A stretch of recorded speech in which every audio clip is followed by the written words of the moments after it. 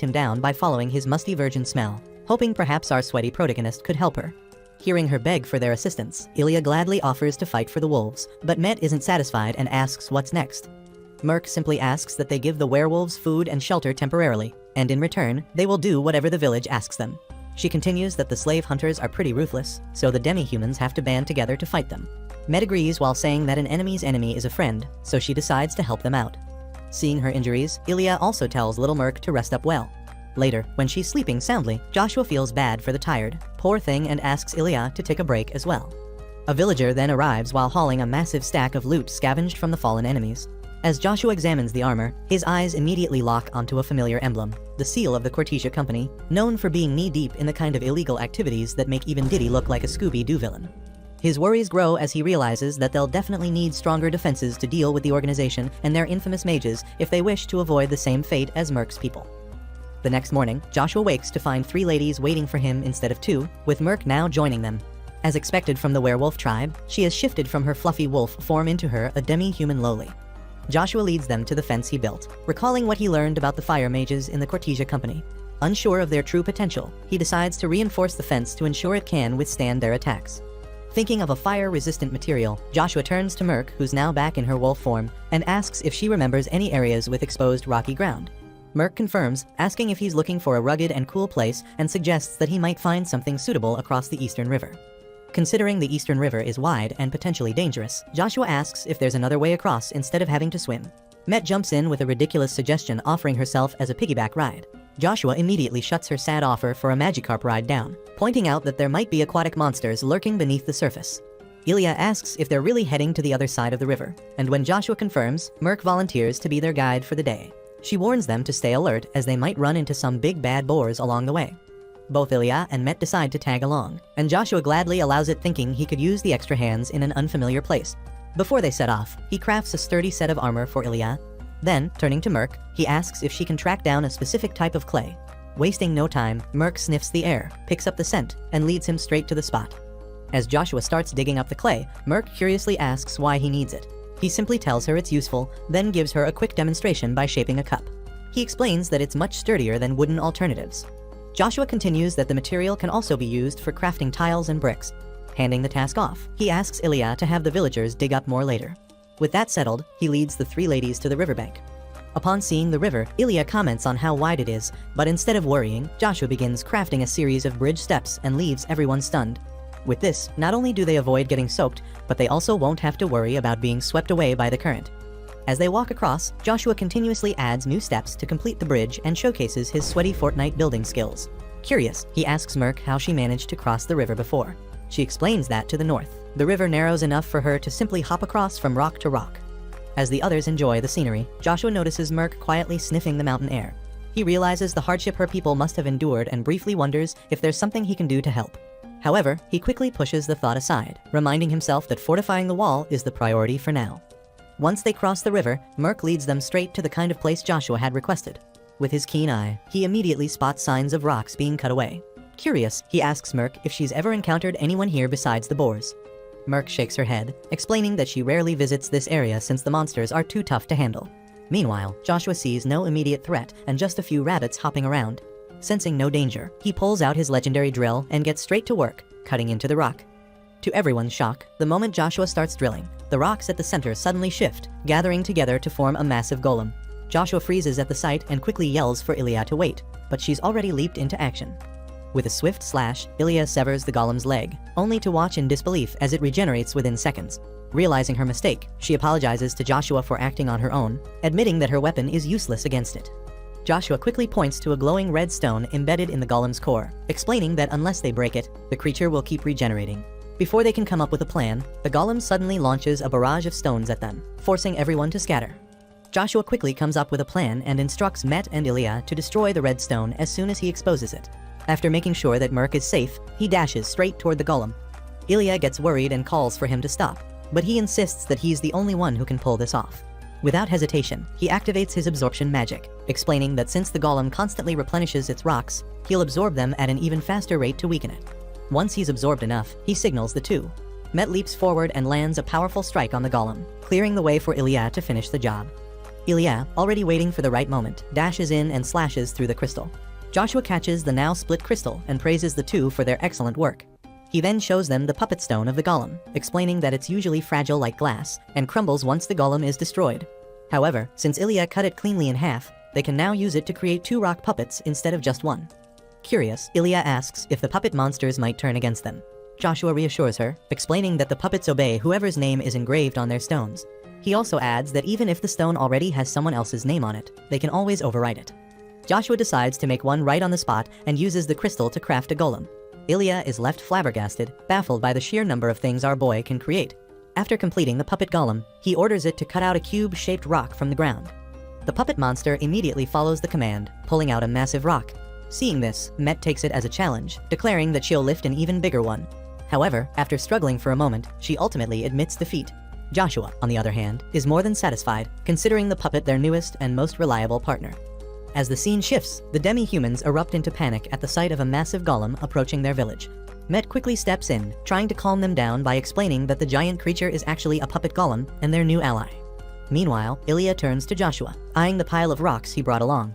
She asks what he plans to do with them, and he explains that they'll be used to build a stronger wall for the village. However, gathering enough materials will take time. For now, our hero focuses on reinforcing the north gate, recognizing it as their weakest point. He channels his magic and erects a towering wall before them, leaving the demi-humans in awe. Even Joshua himself can't quite believe he just pulled off something so massive. Joshua then declares that the next step is to test the wall's strength. Without missing a beat, Met eagerly pulls out her weapon, but before she can unleash a Hulk smash, Joshua stops her as he points out that the wall would definitely collapse with her strength. Just then, Joshua remembers the fire mages and realizes he needs to speed up the rebuilding process. Determined, he shifts his focus to constructing the walls entirely out of stone. Using the rocks brought by his golem, he continues fortifying the village at an impressive pace. Judging by his progress, he's confident that the wall will be complete by the next day. As for the wooden materials salvaged from the old fence, he figures they can be repurposed to build sturdier houses for the villagers. As Joshua is busy working on the wall, Met comes running and shouting his name. She frantically asks if he has seen Merc, explaining that the wolf lady has been missing since morning. Her worry is evident, and Joshua pauses to take in her concern. Back when the werewolves first arrived in their village, Met didn't think much of them. But after seeing how hard they worked, her feelings changed, and now she's more worried about them than anyone else. Seeing how anxious she is, Joshua reassures her that he'll look for Merc and asks her to focus on preparing food in the meantime. Looking around, Joshua stumbles upon the village chief and asks if Merc is with her. Even Ilya doesn't have a clue about her whereabouts. With no leads, the two decide to ask some of the werewolves, who are hard at work. The werewolves inform them that their chief's daughter ventured off to the south, hoping to find some good mushrooms. Just as Joshua and the village chief prepare to go after her, the werewolves stop them, expressing their gratitude.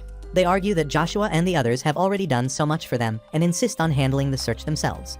Hearing this, Ilya starts lecturing the werewolves and tells them to stop pushing themselves too hard. She firmly states that she would never want them to hurt themselves for the sake of repaying a debt. One of the werewolves nods and assures her that he understands her concern and will pass her message along to the rest of his kin. With that settled, Joshua and Ilya set off toward the southern river, Joshua silently hoping Merc wasn't swept away. As the sun begins to set, they quicken their pace. On their way, Joshua relates to Merc's struggles and tells Ilya that he knows exactly how she must be feeling. He recalls how, when his hometown burned down, he was just a kid. No matter where he went, people drove him away, seeing him as nothing more than a useless burden.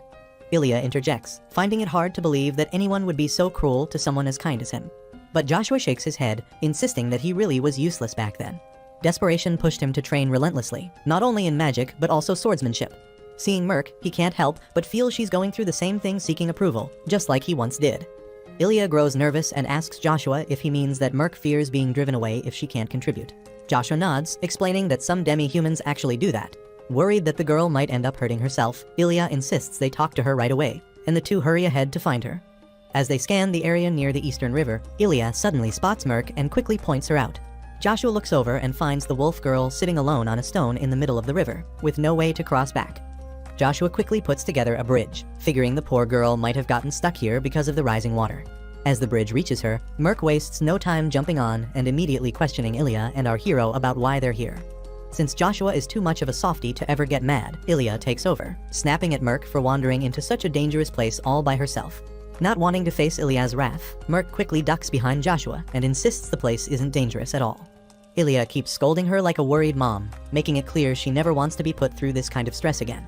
Once Merc promises to behave, Ilya, remembering Joshua's advice, softens up. She reassures Merc that she and her werewolf friends have been a huge help without them. They never would have found the clay. With a bit of clever wording, Ilya nudges Merc toward realizing that the werewolves have strengths humans lack, and by working together, both sides could live much happier lives. Merc finally gets the point and agrees, shaking hands with Ilya. With that settled, Joshua argues that it's about time they head back home, but Merc suddenly pulls out a basket of mushrooms she gathered. She proudly explains that these aren't just any mushrooms but magical ones, and besides being food, they can even be used as medicine. As they get home, Merc sneaks a peek at what's cooking. The moment she spots fruit mixed with meat in the pot, she can't resist taunting Met, questioning if she even knows how to cook. Joshua steps in, throwing in a mild jab at Met himself before reassuring everyone that, based on his past experience with her cooking, there's nothing to worry about. After the food is ready, Merc takes a bite and is unexpectedly delighted. Instead of complaining, she declares that this might be the best meal she's ever had. Met proudly mentions that she even added the mushrooms she brought along, which seemed to have won everyone's approval. Just before Met starts gobbling up the food like Pac-Man, a sudden noise comes from the rooftop. When they look up, they spot a new kind of demi-human one with wings.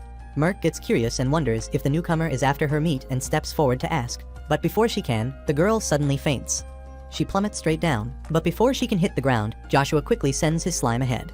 It stretches out just in time and cushions her fall as she lands safely on its bouncy surface. The gang stands there looking bamboozled, all wondering what kind of demi-human the little girl is.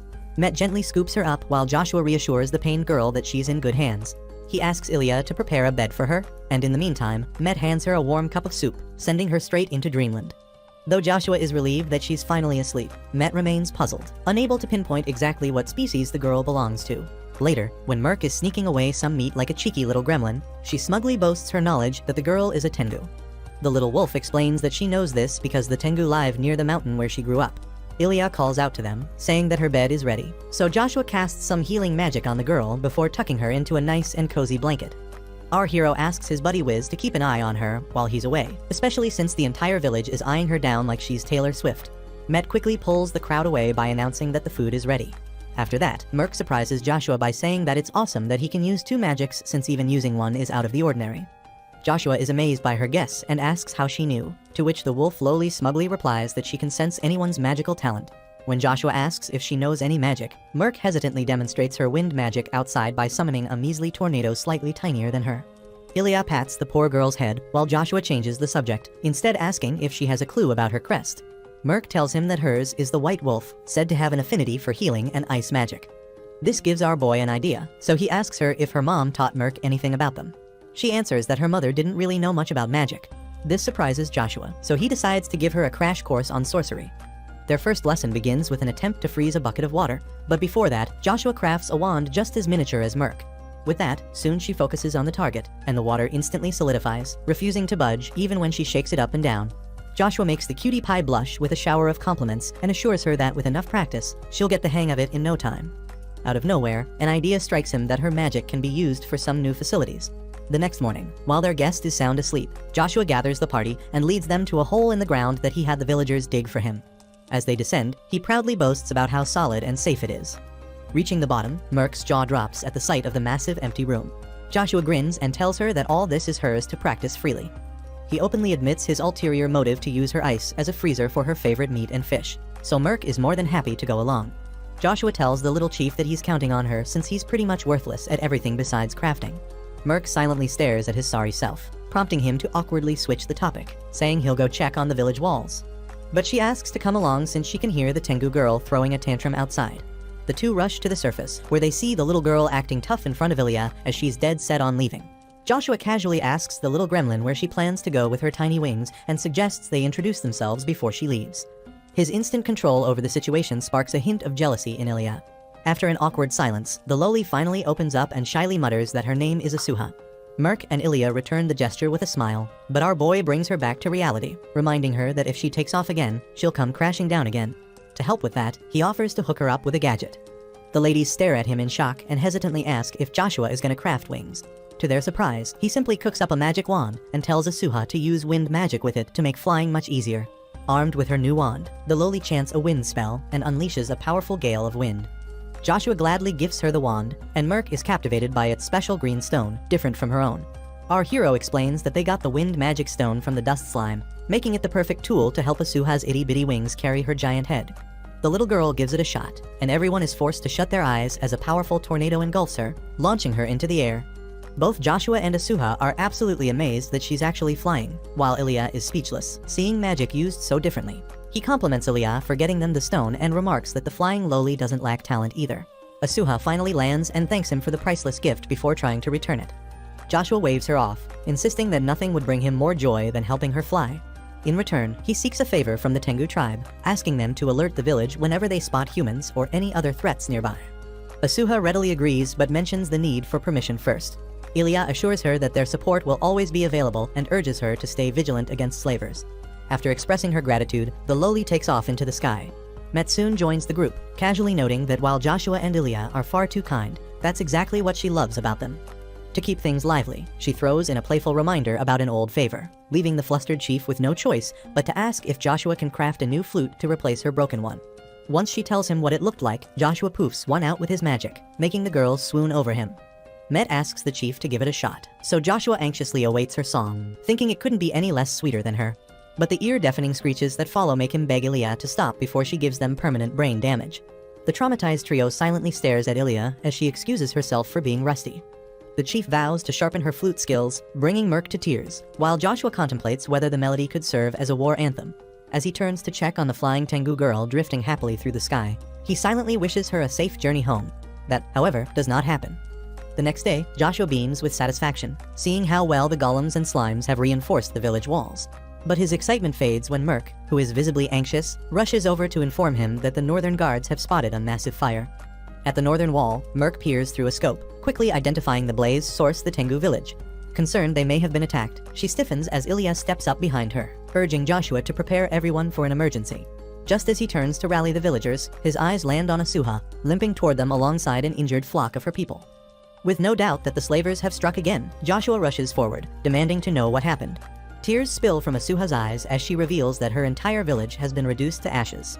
Even the sight of Joshua, a human, makes one of the Tengu kids scream in panic, and upon hearing his cries, chaos ensues among the winged demi-humans. Ilya chimes in, saying that Joshua would never hurt them, but they couldn't care less about the hornless girls yapping. Asuha convinces them that Ilya's people saved her life and allowed them into the village without hesitation. Both sides exchange apologies before the chief assures them they can rest without concern. Merc steps in, offering to heal anyone injured, and Asuha explains that the wounded are only a small group who managed to escape.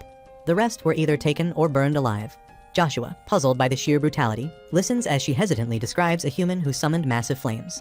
His thoughts instantly connect to the same fire sorcerer responsible for the attack on Merc's village.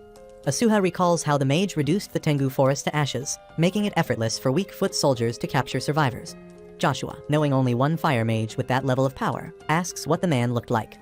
She describes him as wearing a purple robe and endlessly rambling about being the child of a fire deity.